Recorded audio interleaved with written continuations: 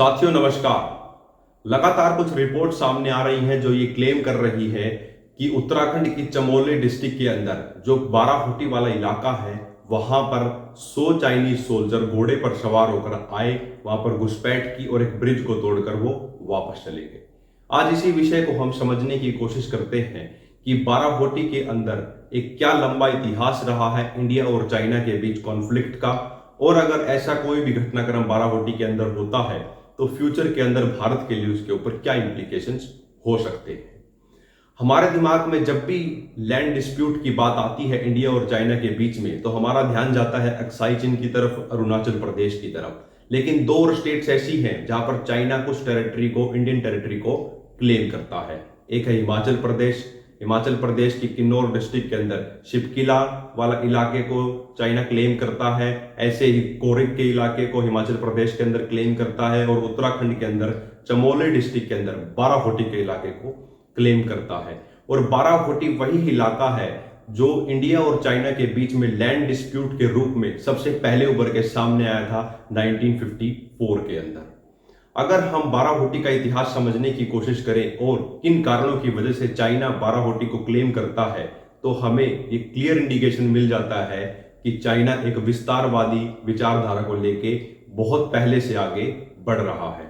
बाराहोटी का पूरा इलाका ब्रिटिश इंडिया के टाइम पे भी इंडिया का ही पार्ट माना जाता था, लेकिन उस समय पे तिब्बत के कुछ मर्चेंट्स ने बाराहोटी के अंदर एक पोस्ट बना ली थी ट्रेड को कंडक्ट करने के लिए।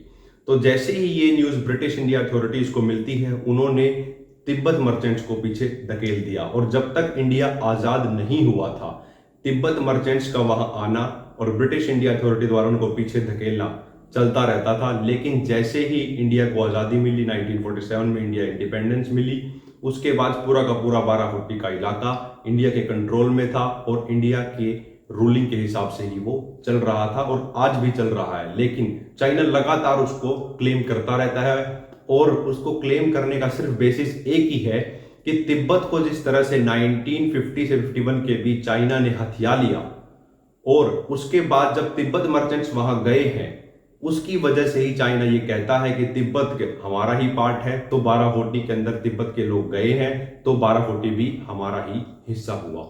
और 1954 के अंदर खुले तौर पर चाइना ने बाराहोटी को क्लेम करना स्टार्ट कर दिया, और 1954 से ही कुछ बहुत से ऐसे डिफेंस एनालिस्ट थे जिन्होंने खुले तौर पर यह कहा चाइना एक विस्तारवादी विचारधारा के साथ आगे बढ़ रहा है और हमें इसके लिए तैयार रहना चाहिए। लेकिन उस समय पर हमने इस बात को सीरियसली नहीं लिया, जिसके परिणाम स्वरूप 1962 के अंदर जो वॉर हुआ उसके अंदर हमें भारी नुकसान उठाना पड़ा। लेकिन लगातार जिस तरह से विस्तारवादी विचारधारा को लेकर चाइना आगे बढ़ रहा है, बाराहोटी को क्लेम कर रहा है, इसके लॉन्ग टर्म इंप्लीकेशंस बहुत ज्यादा है।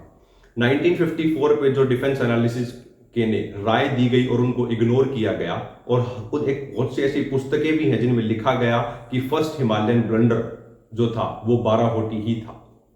तो जिस तरह से बाराहोटी के अंदर अगर इस तरह का कोई भी इंसिडेंट होता है तो उसके फ्यूचर के अंदर इंप्लीकेशंस हो सकते हैं, जिस तरह से हमने 1954 के अंदर बाराहोटी के एपिसोड के बाद 1962 का इंडो चाइना कॉन्फ्लिक्ट देखा। अब सवाल ये उठता है कि चाइना लगातार इस तरह के बॉर्डर एरियाज के ऊपर इजीली कैसे घुसपैठ कर जाता है।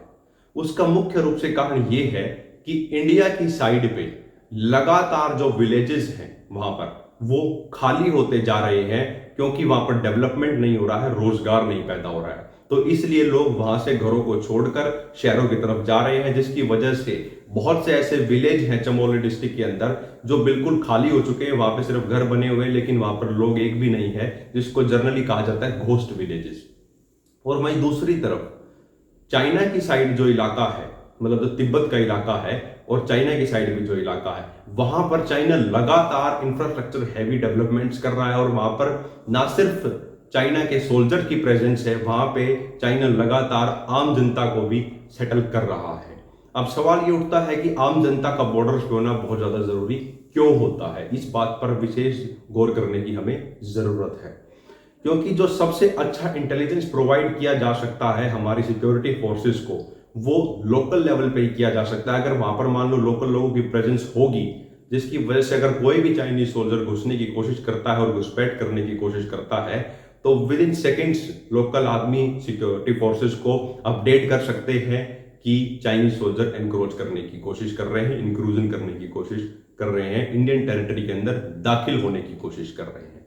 इसीलिए अभी 2020 में 100 गांव को इंडियो चाइना बॉर्डर के ऊपर डेवलप करने की बात गवर्नमेंट ने की है।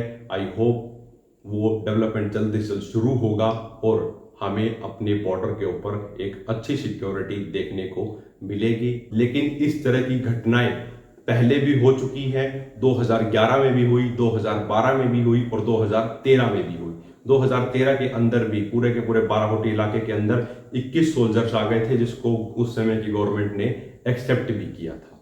तो अभी तक का यही डेवलपमेंट है बाराकोटी के पूरे इशू के ऊपर। अगर आपको ये इन्फॉर्मेशन अच्छी लगी हो तो वीडियो को ज़्यादा से ज़्यादा शेयर करें और कमेंट सेक्शन में अपना फीडबैक जरूर दें।